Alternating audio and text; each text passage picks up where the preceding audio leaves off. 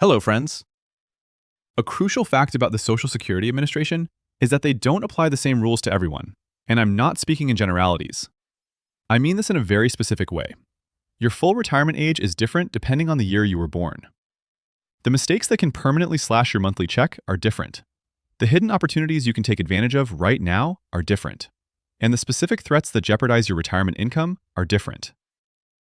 What's happening right now is that people from every single birth year group are either getting less money than they're entitled to or are on the verge of making a financial decision they can never take back. This often happens simply because nobody has clearly explained the actual rules for their specific circumstances. Today, I'm going to do just that. Find your group in this video, listen closely to the details that apply to you, and by the time we're done, you will know exactly what you need to check and what steps to take. Before we dive in, I urge you to subscribe to this channel right now and turn on the notification bell. The regulations surrounding Social Security are constantly in flux, and when they change, the SSA doesn't send you a personal letter explaining what's new. They update the policy and expect you to be aware of it. The people subscribed to this channel find out about these changes before critical deadlines pass and before costly mistakes have already been made. Subscribe now, and let's get started.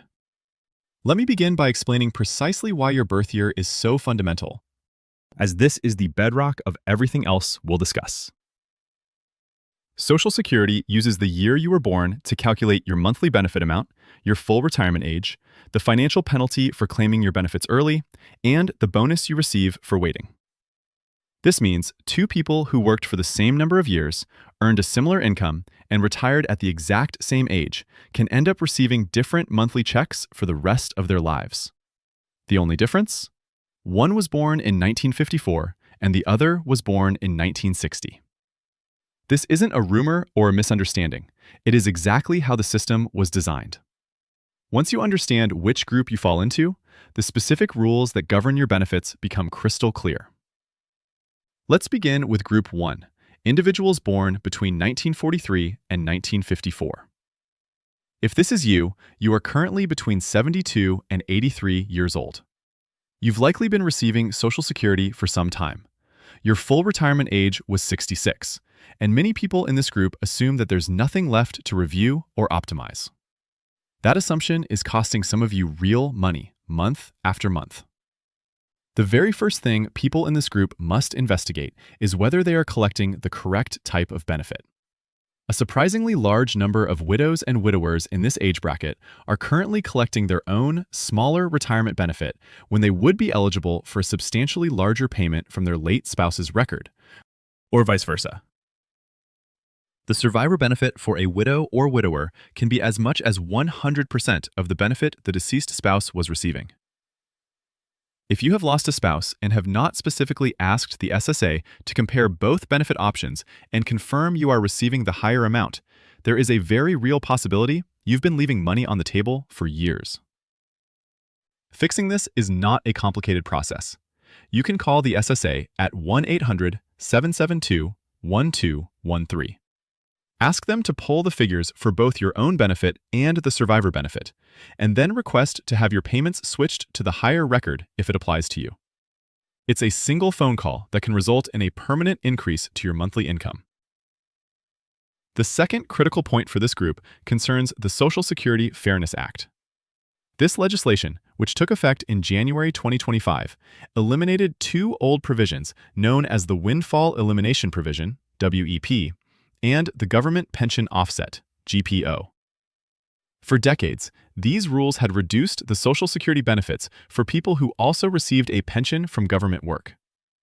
If you spent any portion of your career as a teacher, police officer, firefighter, federal employee, or another type of public sector worker, this law may have already increased your monthly check and triggered a retroactive lump sum payment to cover the underpayments from 2024. The average back payment has been calculated at approximately $6,710. The SSA has been processing these adjustments throughout 2025 and into this year, but not every eligible person has seen the correction applied to their benefits yet. You need to log into your My Social Security account at ssa.gov and carefully examine your current benefit amount. If it has not increased since early 2025 and you had a government pension, you should call the SSA and ask specifically about your WEP and GPO adjustment. The third item is Medicare. If your income was unusually high back in 2024, perhaps from selling a property, taking a large IRA distribution, or another one-time event, Medicare may be charging you a higher Part B premium right now, because your premium is based on your income from 2 years earlier. These surcharges are called the Income-Related Monthly Adjustment Amount, or IRMAA. Depending on your income, they can add roughly $80 to nearly $490 per person per month, on top of the standard $202.90 premium. Now, here is the part that is widely misunderstood.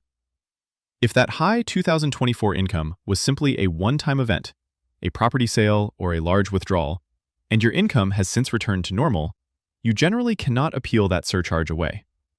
Instead, it will fall off on its own. Once 2024 drops out of the 2-year calculation, your premium automatically readjusts to your lower income.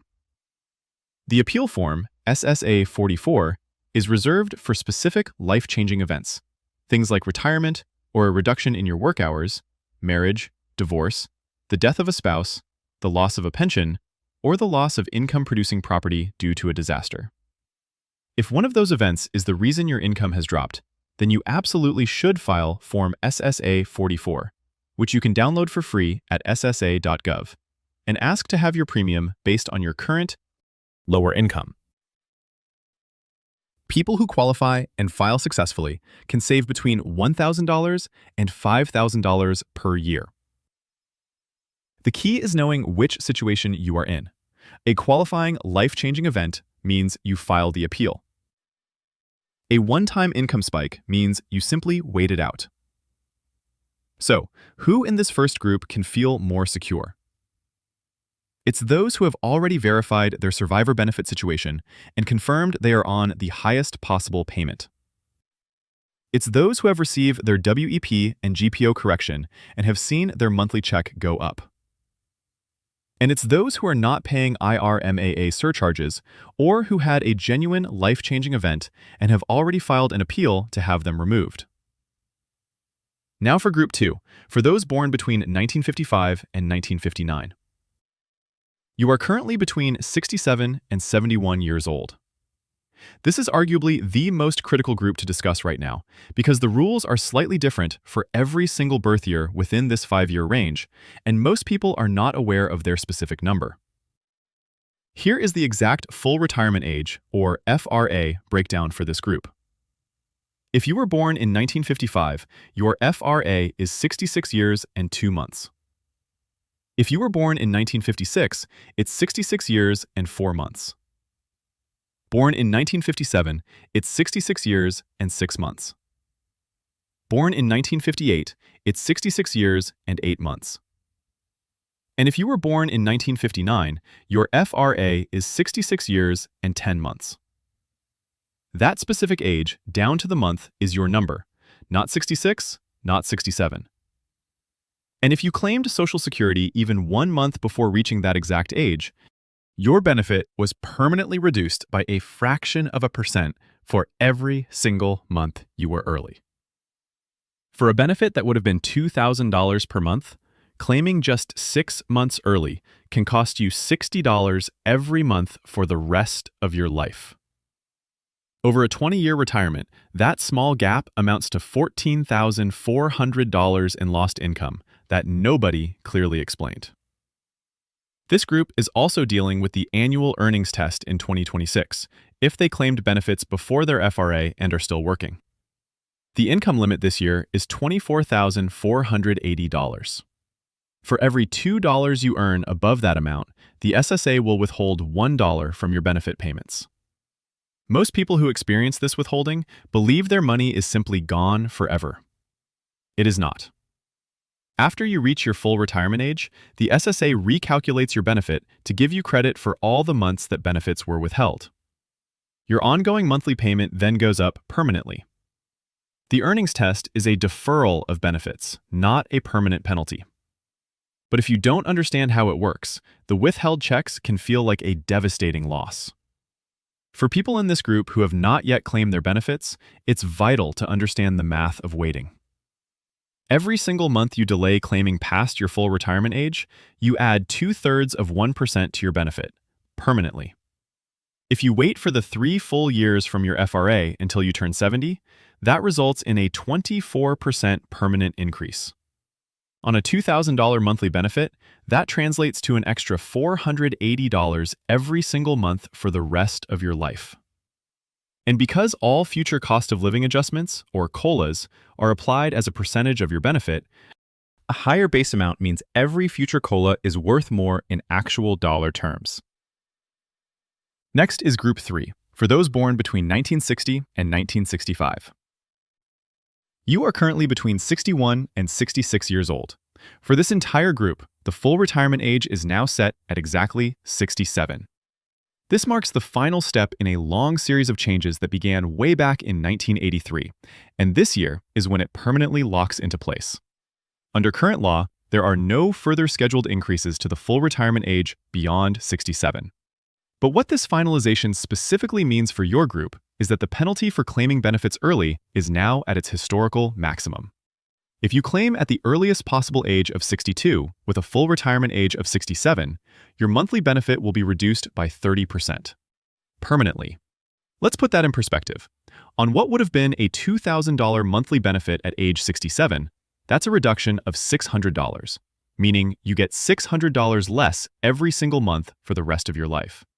Over a 20-year retirement, when compared to waiting until age 67, you will receive $144,000 less in total income. When compared to waiting until age 70, that difference in lifetime income exceeds a staggering $259,000. The Social Security Administration will process your application for early benefits without warning you about these long-term consequences in clear dollar terms. They will ask if you understand that your benefit will be reduced.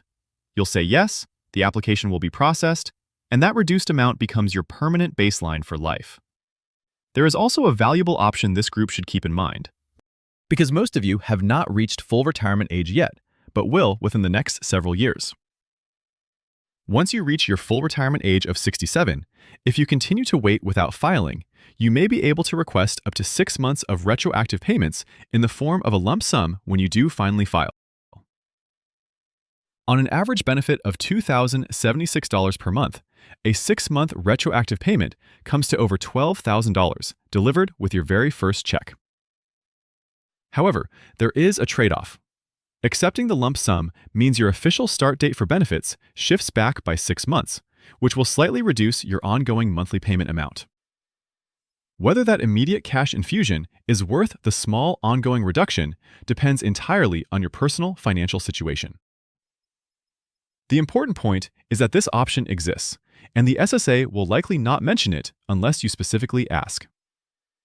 And for those in this group who are currently between the ages of 61 and 63, specifically those born in 1963, 1964, or 1965, there is a powerful retirement savings window open to you right now that closes the moment you turn 64.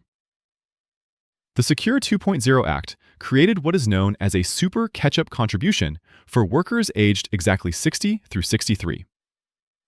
This year, if you are in that age range and still working, you can contribute up to $35,750 to your 401k, which is significantly more than the $32,500 limit for other workers over 50. 3 years of contributing at this higher level can add over $100,000 in tax advantage savings before this window closes for you. If you are 61, 62, or 63 right now, confirm with your HR department that this super catch-up contribution is available in your company's plan and do everything you can to use it fully this year.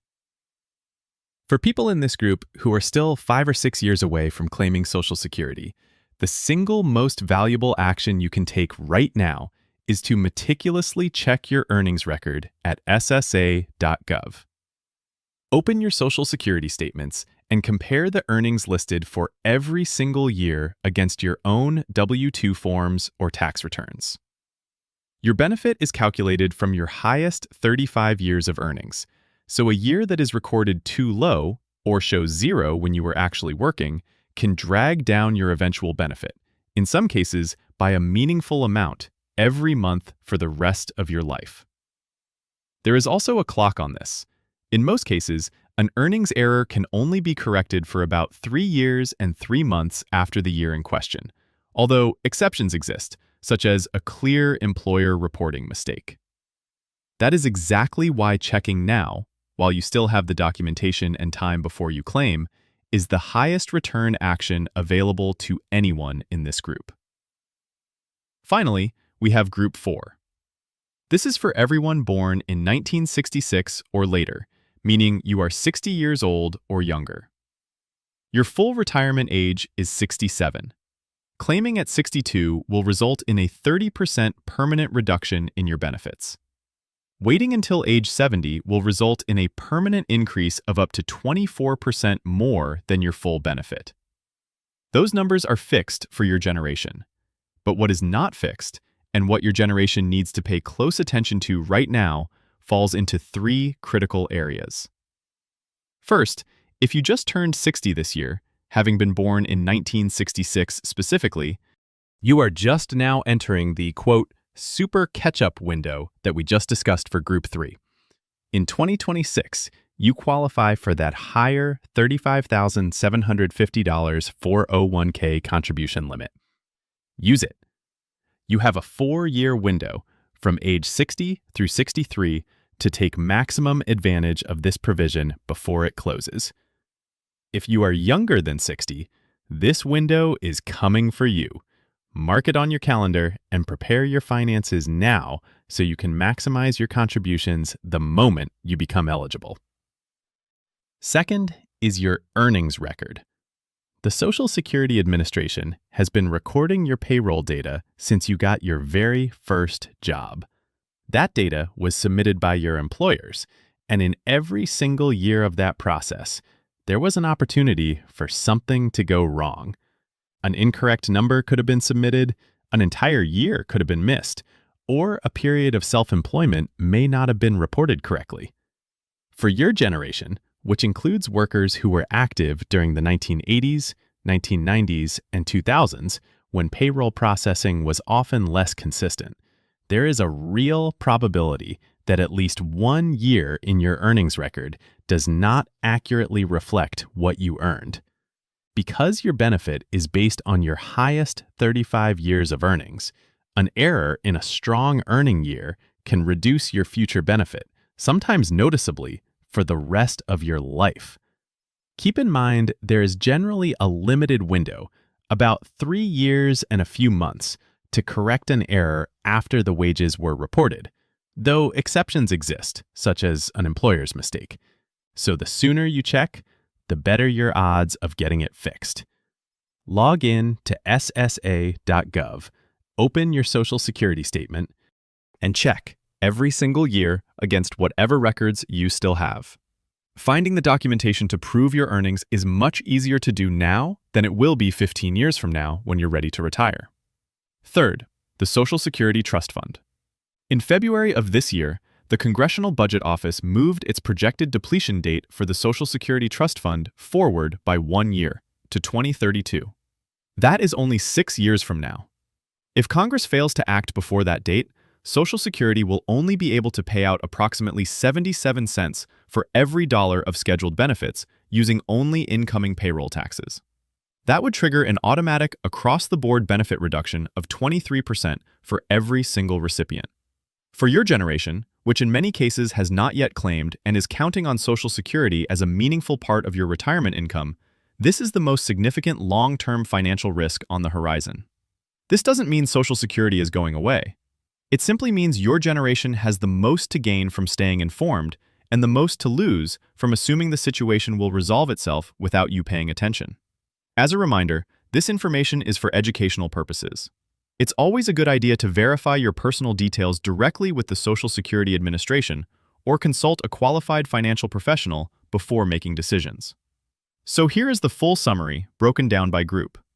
If you were born between 1943 and 1954, your key actions are to verify your survivor benefit situation, check if your WEP and GPO correction has been applied, and investigate whether you are paying IRMAA surcharges and whether a genuine, life-changing event would let you appeal them.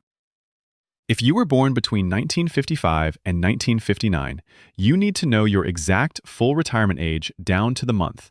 Understand that any earnings test withholding is returned to you after your FRA, and calculate what delayed retirement credits are worth before making any claiming decision. If you were born between 1960 and 1965, you must understand what a 30% permanent reduction means in real dollar terms. Keep the retroactive lump sum option in mind for when you reach 67 without having filed, and check your earnings record now while corrections are still possible. And if you were born in 1966 or later, use the Super Catch-up contribution window if you're between 60 and 63. Verify your entire earnings record while documentation is still accessible, and stay informed about the trust fund's timeline and any proposed solutions. Subscribe to the channel, share this video with someone you know who falls into one of these groups, and I'll see you in the next one.